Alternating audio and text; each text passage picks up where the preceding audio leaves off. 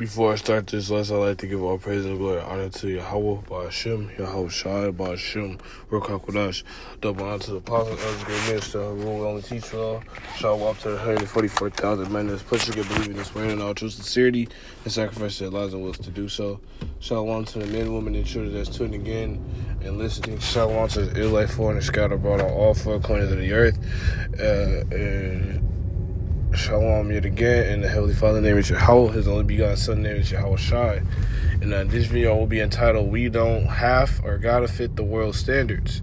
This video was inspired by something I was meditating upon and dealing with in the daily walk.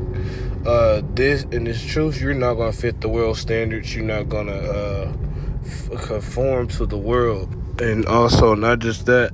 The world will notice when you move and act different.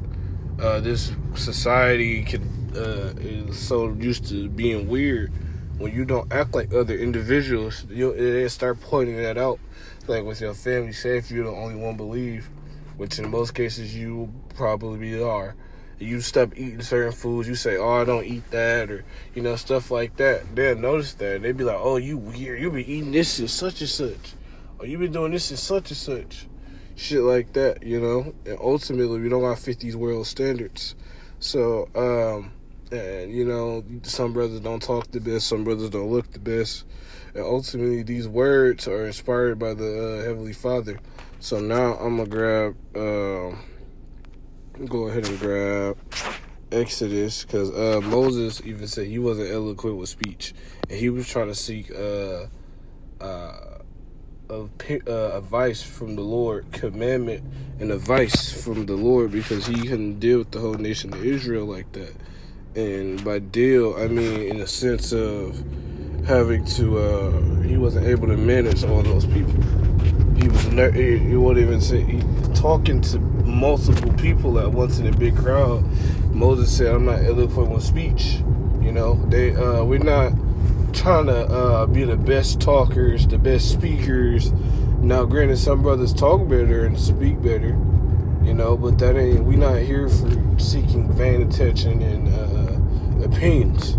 So, I'm about to go to Exodus chapter 6. No, not 6, verse 4. Chapter 4 and verse 10. And Moses said unto the Lord, O my Lord, O my power, Yahweh Ba'ashem Yahshai, I'm not eloquent, neither herefore, nor not eloquent, nor herefore, nor since thou hast spoken unto thy servant, but I am slow of speech and I am slow of tongue. And Moses said that. He wasn't the best speaker. He wasn't the best talker. We're not sitting up here trying to be the best best talkers and shit like that. We're trying to just teach the word in and out. Pretty simple copy and paste, and get better and teach the word more proficiently. Things of that nature. We're not trying to sit up here and be vain talkers. We're not trying to sit up here chase the bag, as others like to say. Let me see. In verse 11, the Lord Yahweh said unto him, Who has made man's mouth? Or who maketh the dumb or deaf, or the seeing, or the blind? Have I not the Lord Yahweh? Verse 12. Now therefore go, and I will be with thy mouth, and teach thee what thou shalt say.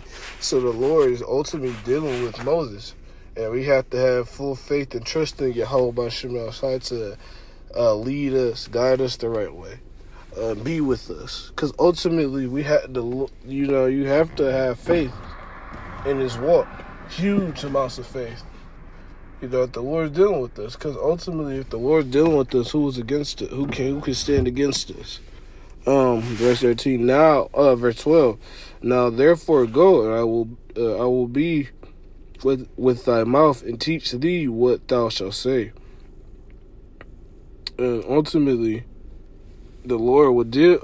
When you have faith and trust and belief in the Lord, the Lord will walk with you and deal with you, and show you things and show you mysteries.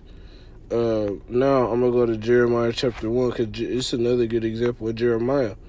Jeremiah wasn't the best at talking, or because when you read the account, Jeremiah was young dealing with those Israelites, and you realize at an early age, those Israelites and Jakes didn't listen back then to him, or what they despised what he said. They mocked him, they scoffed him, they scorned him, and they tried to kill him. And ultimately, when the Lord is dealing with you, you're gonna prevail. We're not gonna sit up here and be eloquent in speech. We're not gonna look the best. We're not gonna be trying to have fashion shows and all of that, vain things like that. We're not gonna have that. We're not gonna need that in this walk. Now, granted, we're not saying you gotta look like you don't live, and that. Like, for example, IUIC calls us the bun camp. Now, granted, Salakia, fucking body, Salakia. Now, granted, now brothers do have, good looking clothes, Now, not every brother has a 4K phone or a brand new phone or a brand new camera. That's not what we're here to do. We're not here to chase after things of this world. This is Jeremiah chapter 1 and verse 7. But the Lord Yahweh said unto me, say not, for I am a child, for thou shalt go, all that I shall send thee, and whatsoever I command thee thou shalt speak. But verse 8, be not afraid of their faces, for I am with thee to deliver thee, saith the Lord Yahweh. In verse 9, and then the Lord Yahweh put forth his hand and touched my mouth, and the Lord Yahweh said unto me, Behold, I have put my words in thy mouth. And ultimately, the Lord, when he deals with individuals, he helped them overcome that doubt or that fear of what others think or feel. He did that with the prophet Jeremiah at a young age, to mind you. Jeremiah wasn't that old. He was a teenager, a young teenager, as they say. And dealing with biblical, he just became of age not too long before then. He was still a child. And they'll look at, you don't got this, you don't got a Louis Vuitton belt, or you don't got fancy clothes. A lot of these people think of a prophet as being fancy. Prophets ain't fancy. Prophets ain't here to lick y'all boots and kiss y'all feet.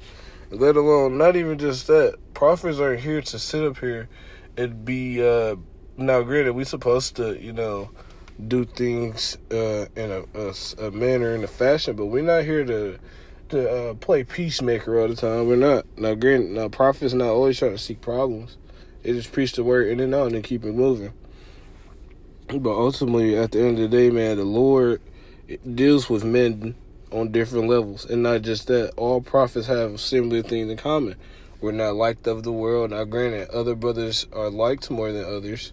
Other brothers have attention more so than other brothers, But ultimately, at the end of the day, all prophets want to see the downfall of a kingdom and see the downfall of their enemy. And they won't be fitting in with this world. They won't conform to this world. This is James chapter 2 and verse 5. Now, let me see. Damn. This is James chapter 2 and verse 5. Salakia. Hearken now, my beloved brethren, have not Yahweh chosen the poor of this world, rich in faith, in the heirs of the kingdom which he hath promised to them that love him? And yeah, the Lord loves the meek and humble. That's the elect. Those are the meek and humble. He's not seeking people or individuals that, now granted, there could be some members of the elect that have money, that have status, that have all of those things. But ultimately, at the end of the day, the Lord ain't dealing with those men that are worldly. This is something completely spiritual, And ultimately, when you realize that, and you start walking different, you're gonna stick out like a sore thumb, as some say.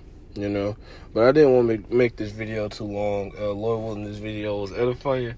But before I close out, I'd like to give our praise to Yahweh Ba'Hashem, Yahushai Ba'Hashem, or Hakodash. Although in this video is edifying on